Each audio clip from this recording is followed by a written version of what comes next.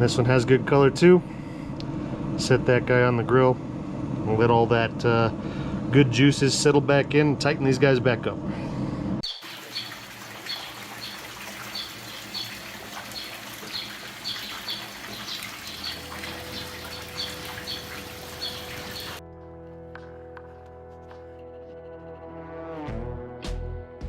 Welcome back, folks. This week we weren't able to make it out into the hills, so we're gonna go ahead, cook us up some ribs, and that'll be our outdoor adventure for this week. So these are just some Costco loin back ribs, nothing fancy, not terribly expensive, and they come in a 3-pack, so nice to have there.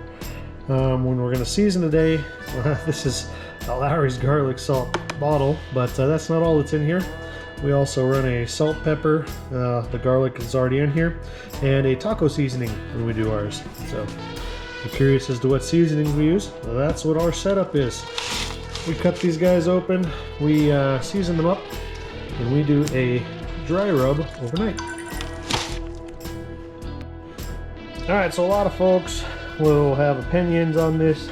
Some enjoy leaving the skin layer on, the membrane on, and some enjoy taking it off. I'm kind of in the middle. I enjoy the chewiness of the membrane, but I don't enjoy it to hold everything all at once. So what I end up doing is I'll take these guys and I'll score them.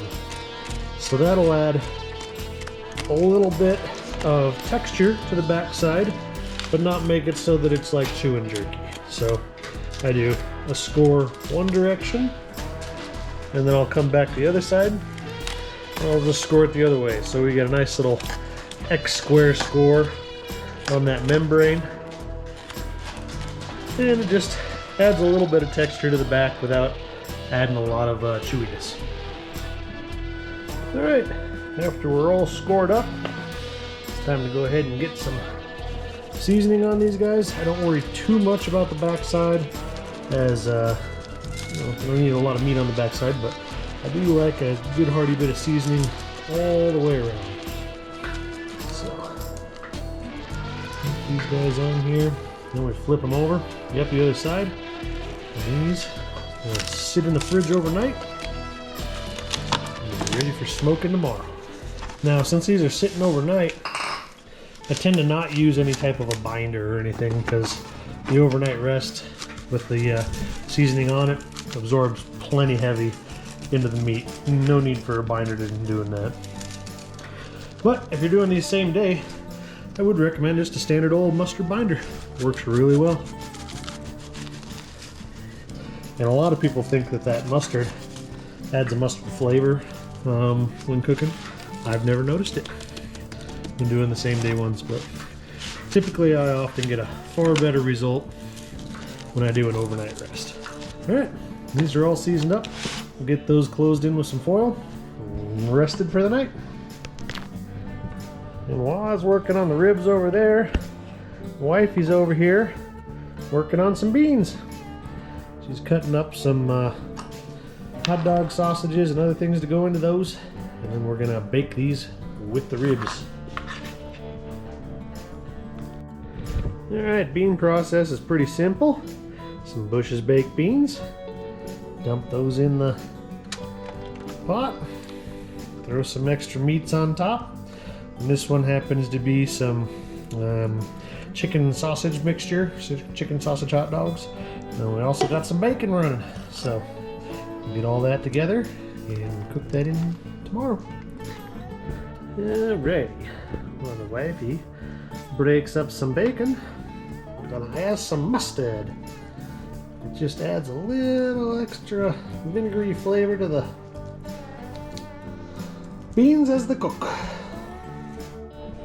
Oh yeah, bacon.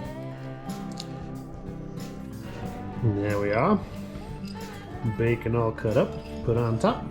Then we stir it up and put it all in together. Alright, these guys have had a nice overnight rest. They are nice and tacky.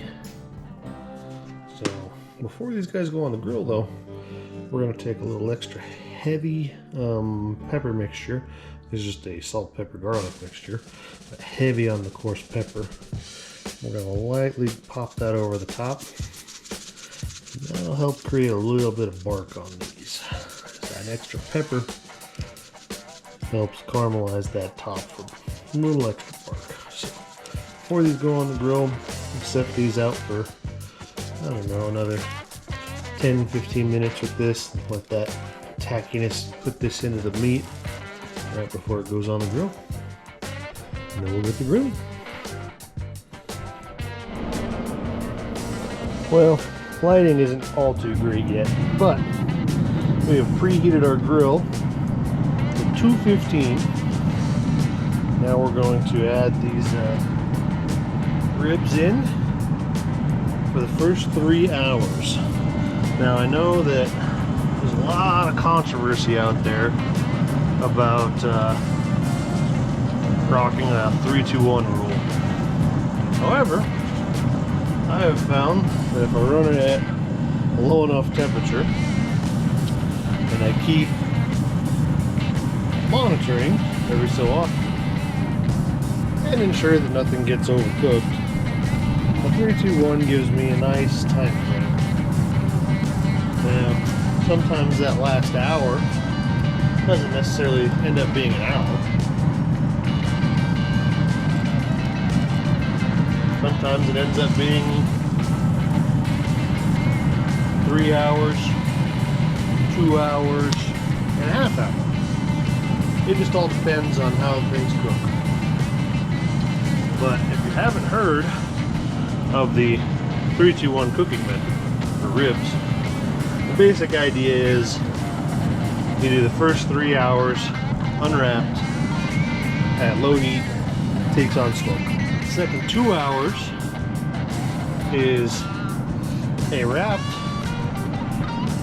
method, so either foil or paper, depending on your preference, for 2 hours at a little bit higher heat to finish the cook process, get it past the stall. Then the last hour being out of the wrap and mostly just to glaze and set the meat the way you're going to want it to be. So that's the method we're using today. Alrighty, so a few things before we take a look at these ribs and see how they're doing. We're roughly at the 3 hour mark. But in order to pick these guys up, I run a pair of cotton gloves along with my Nitrile Gloves. What this allows us to do is a lot easily handle everything without burning our hands up.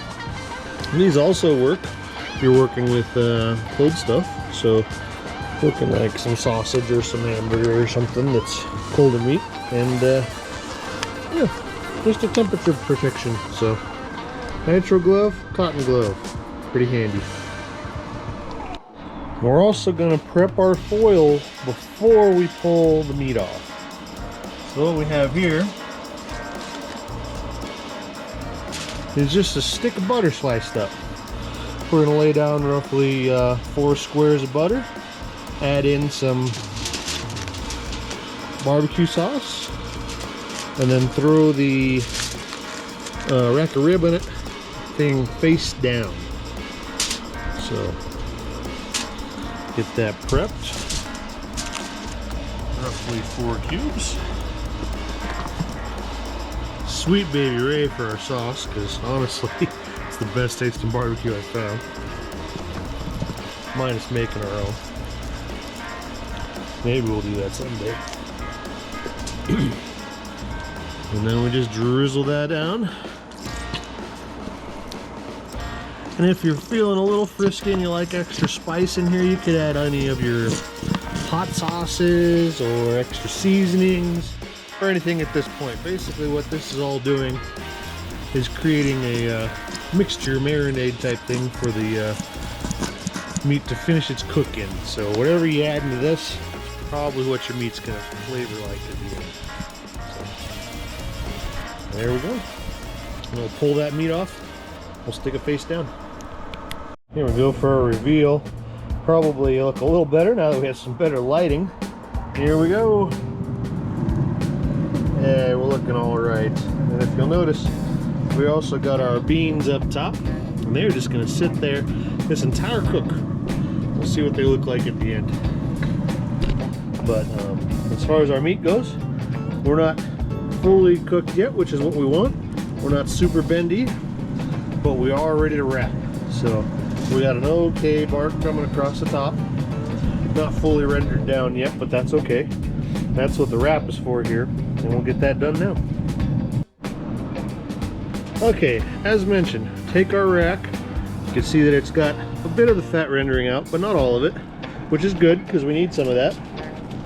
Take that guy face down. Our bottom side is pretty getting decent cooked on it. And then we throw it right on top of all of our sauces and our butter. Take our ends, roll them over. And you want this to be a semi-tight wrap. That way it doesn't steam too much inside. I mean, in foil, it's gonna steam regardless, but the tighter you wrap it, the less you're gonna get of that. If you want no steam at all, run this in paper. However, I just like foil with mine. I find it easier to clean up, easier to manage. And then you just roll these ends up, and now you have a nice little boat that'll hold everything in the bottom, and this goes right back on the grill. I'll get these other two prepped, and then we'll get that set. All right, there we are. Kids are all tucked in. We'll give this a nice little stir on the beans. And we'll let it rest for another 2 hours in here. All right, let's have a look at these beans. See how these guys are doing. Still nice and juicy. Looking good. We'll keep them stirred up so we get in a little bit of smoke all over these things. And like we said, they'll just smoke this entire time. So far, so good in there.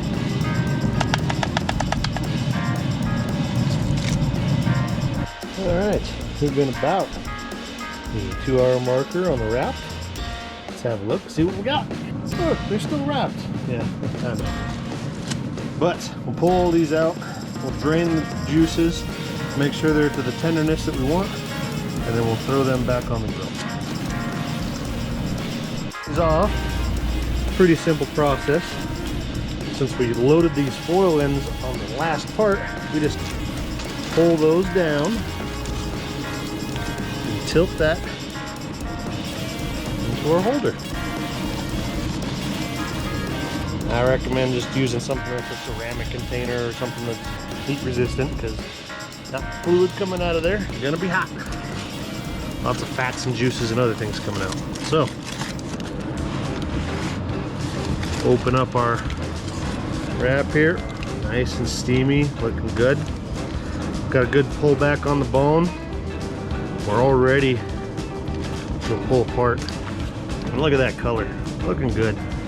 All right. This is going to go right back on the grill and set all that glaze apart. This one has good color too. Set that guy on the grill. We'll let all that good juices settle back in and tighten these guys back up. Last guy here slightly fell apart, which means it is by far done. So we're probably only going to go for a half hour instead of a 1 hour on this finish. Then we'll pull these guys out. They should be tacked up real nicely. We'll slice them and get them ready for serving. Away we go. All right, we are at about a half hour. Everything looks like it is tacked up real nicely. We're gonna shut down the grill, pull this stuff off, get it inside, let it rest for, I don't know, anywhere from 10 to 15 minutes. Then we'll slice it up and get it ready for serving. All right, see you in a bit inside. Okay, here we are, back inside. Ribs pulled off. They're looking pretty good. Nice bark on the outside, nice set. Now we just need to slice all these up into nice little riblets. So there's a couple ways you can do this. You can just start slicing right off the top here. But since we run this where we tack them up and they're fairly dry, what I find to be the easiest method, turn these guys over, you can see all the bones, and start cutting right in between the bones. Just straight down like that. Comes off with a nice little looking cut. Get all these cut up, get them ready for serving. The fun thing about cutting these up is you get the little bits that fall off. There we go. Alright, see you after these are cut up. Alright, and there we have it. Everything fits together back nicely in this nice tray. Beans on one side, ribs on the other, nice ring around them. We're ready to eat. Thanks everybody for watching. Catch you on the next adventure.